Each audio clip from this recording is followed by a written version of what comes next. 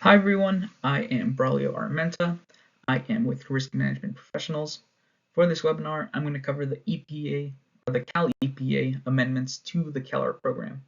The hope is that after the webinar, the changes made to the CalARP regulations are easy to identify and that the webinar can serve as a tool for future CalARP submittals.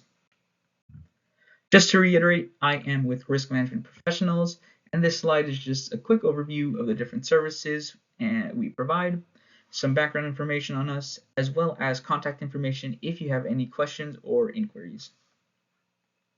Now, to get started, we have to cover some background. So, the California Accidental Release Prevention, or CalARP, is meant to prevent the release of regulated substances by requiring facilities with these substances to submit a risk management plan, or an RMP, and by meeting other requirements set by the CalARP.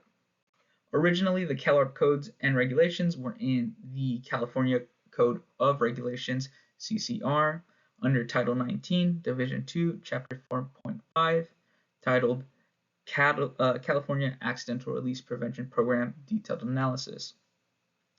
The CalARP implementation was the responsibility of the California Governor's Office of Emergency Services, the CalOES. However, in July of 2021, the responsibility for implementing and maintaining the CalARP program was transferred to CalEPA from CalOES. The amendments created an entirely new division under Title 19, Division 5, which is now titled California Environmental Protection Agency. This new division has two chapters, with Chapter 2 being composed of the CalARP codes and regulations. The codes and regulations were moved from Title 19, Division 2, Chapter 4.5 to Title 19, Division 5, Chapter 2.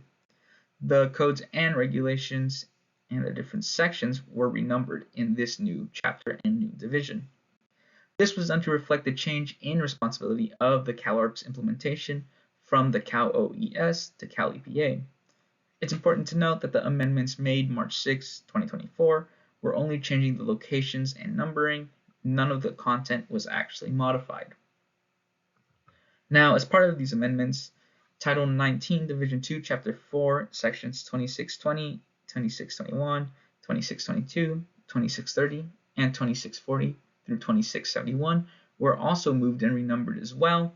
Previously, these sections were under Title 19, Division 2, Chapter 4, titled Hazardous Material Release, Reporting, Inventory, and Response Plan.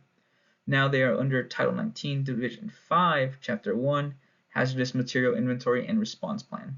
While these changes are also important, they are outside of the scope of the CalARP, so I will not be covering them here, but it's important to note that they also changed as well.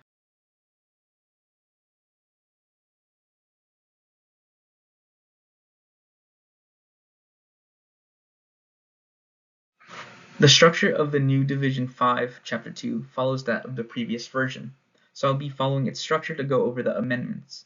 To begin, we start with Title 19, Division 5, Chapter 2, Article 1, General. This article contains sections 5050.1 through 5050.7.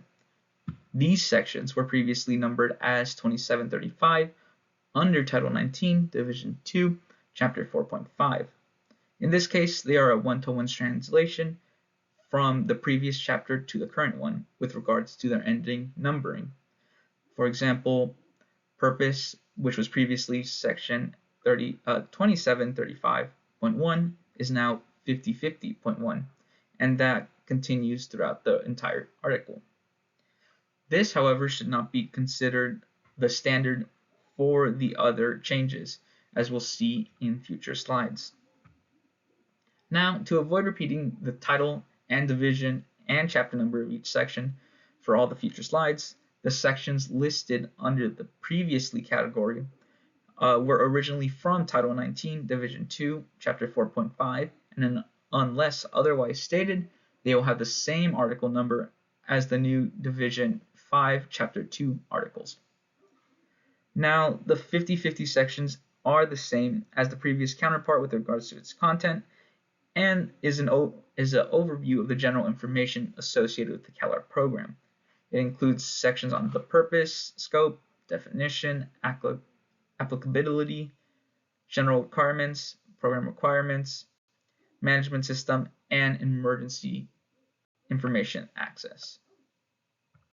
Continuing, we have Title 19, Division 5, Chapter 2, Article 2, Registration. This is a short article and only contains sections 5060.1 and 5060.2.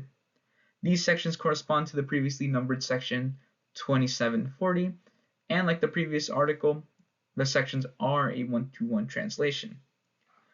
This article only really pertains to the registration information necessary for CalARP submittals.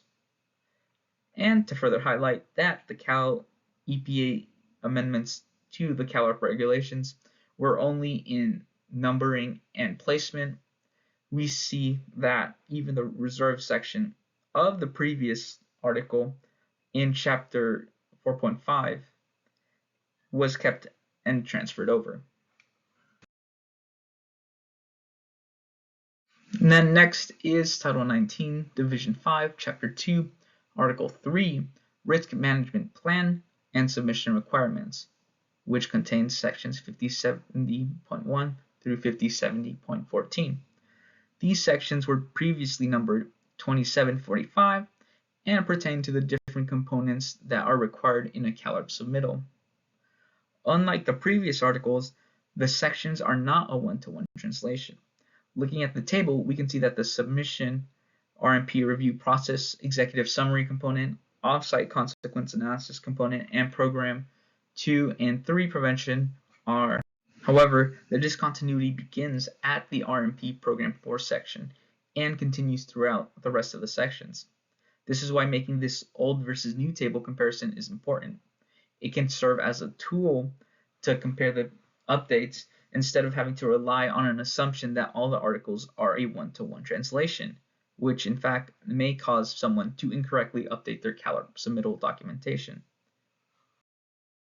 Following is Title 19, Division 5, Chapter 2, Article 4, Hazard Assessment, which includes the sections 5080.1 through 5080.9. These sections were previously numbered as 2745 and pertain to the requirements for hazard assessments. So this includes things such as the hazard assessment applicability, offsite consequence analysis parameters, worst case and alternative release scenario analysis, as well as defining offsite impacts on population and the environment, and offsite consequence analysis requirements for reviews and updates. Then the last sections for this article include the offsite consequence analysis documentation, as well as the 5-year accidental release history for the facility. Now, after going through this article, we see that the sections are a one-to-one translation to the previous version. Proceeding is Title 19, Division 5, Chapter 2, Article 5, which is Program 2 Prevention Program, including the sections 5090.1 through 5090.7. These sections were previously numbered as 2755 and simply pertain to the requirements needed to satisfy a Program 2 prevention program. This includes safety information, hazard review, operating procedures, maintenance, compliance audits, and incident reviews. Like the previous version, this article's sections are a one-to-one translation. This next slide covers Title 19, Division 5, Chapter 2, Article 6, which is the Program 3 Prevention Program, which includes sections 5100.1 through 5100.12. These sections were previously numbered as 2760 and pertain to the requirements needed to satisfy a Program 3 Prevention Program. Now, it's similar to the previous slide, but also has some new sections, including Process Hazard Analysis, which is known as a PHA, Mechanical Integrity, Management of Change, which is abbreviated as MOC, Pre-Startup Safety Reviews. Other additions that the Program 2 Prevention Program did not have that the Program 3 Prevention Program does is Employee Participation, Hot Work Permit, and Contractor Information. This next slide is for Title 19, Division 5, Chapter 2, Article 7, Program 4 Prevention Program, which includes sections 5110.1 through 5110.20. Now, this article is where the discontinuity between the article numbering before the amendments and after the amendments begins. For example, previously this was Article 6.5, but it is now Article 7. Similarly, the sections were previously numbered 2762, and when you look at the table, there's an immediate discontinuity between the previous sections and the current sections. This just goes to show that a one-to-one translation cannot be assumed for either section numbers or article numbers with the new CalARP amendments. In addition, the Program 4 Prevention program includes elements from Program 2 and Program 3 preventions. However, there are additional elements such as hierarchy of hazard control analysis, process safety culture assessments, human factor programs, accidental release prevention program management systems, and access to documents and information. As we continue moving through the Program 4 Prevention table, we continue to see that the discontinuity between the previous section numbers and the current section numbers continues to deviate more and more. By the end of this article, we see that the discrepancy between the previous section numbers and the current section numbers isn't simply 1, it's 3. This just further exemplifies how a one-to-one translation between the previous section numbers and the current section numbers cannot be assumed. This next slide is for Title 19, Division 5, Chapter 2, Article 8, Emergency Response Program, which includes sections 5120.1 and 5120.2. This article was previously numbered Article 7, but is now Article 8. Similarly, the previously numbered sections were known as 2765. These sections simply pertain to emergency response applicability and RMP emergency response program components. Now, this short article is a one-to-one translation in regards to its section numbering. This next slide is for Title 19, Division 5, Chapter 2, Article 9, Regulated Substances for Accidental Release Prevention. This includes sections 5130.1 through 5130.6 and tables 1, 2, and 3. This article was previously known as Article 8, and the sections were previously 2770. This article includes sections on purpose, threshold determination, a reserved section, exemptions, exclusions, and then the list of substances followed by 3 tables. The 3 tables fall under the last section of this article. The first table is the Federal Regulated Substances List and Threshold Quantities for Accidental Release Prevention. Table 2 is the Federal List and Threshold Quantities for Accidental Release Prevention, but for regulated flammable substances. Table 3 is the State Regulated Substance List and Threshold Quantities for Accidental Release Prevention. Like the previous article section, this is a one-to-one translation from the previous version. This next slide is for Title 19, Division 5, Chapter 2, Article 10, Other Requirements, which includes sections 5140.1 through 5140.7. This article was previously Article 9, and the sections were previously numbered 2775. The article includes sections on purpose, audits, independent assessments on Program 4 facilities, inspections, enforcement, availability of information to the public, and permit content and air permitting authority or agency requirements. The sections are a one-to-one translation. However, dissimilar to the previous article, the section title for what used to be 2775.7, now 5140.7, was permit content and air permitting CalOES agency requirements. The change in title was simply to further emphasize that the CalOES was no longer responsible for the CalARP regulation or implementation. Next is Title 19, Division 5, Chapter 2, Article 11, Local Program Evaluation. This includes sections 5150.1 through 5150.7. This article was previously Article 10, and the sections were previously numbered 2780.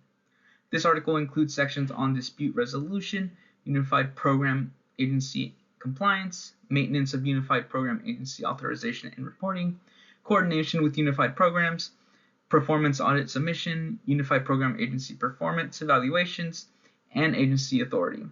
Just like the previous slide, this section's articles are a one-to-one translation, and the section titled for what used to be 2780.7, which is now 5150.7, was CalOES agency authority.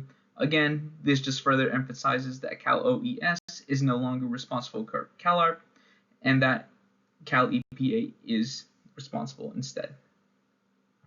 This next slide is for Title 19, Division 5, Chapter 2, Article 12, Technical Assistance. This only includes Section 5160.1.